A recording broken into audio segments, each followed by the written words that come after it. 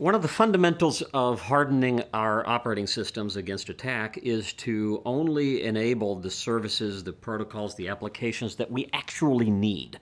Now, sometimes the application architect or the system architect has determined that we need a port or a protocol or a service that is itself known to be insecure.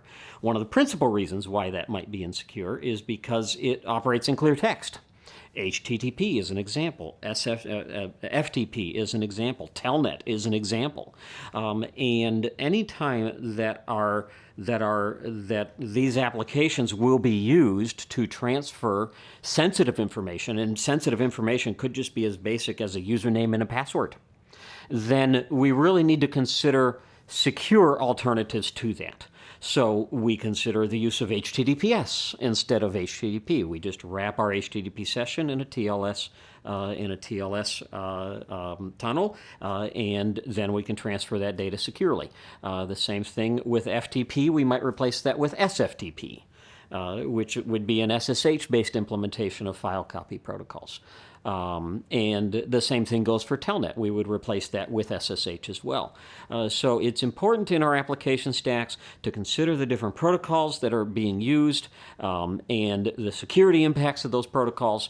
And if a secure alternative is available, to use it. If a secure alternative is not available, to take additional steps. Maybe if we had to use FTP, then we would require the use of PGP or GPG encrypted, files that we would be transferring back and forth to keep the sensitive information out of the out of unencrypted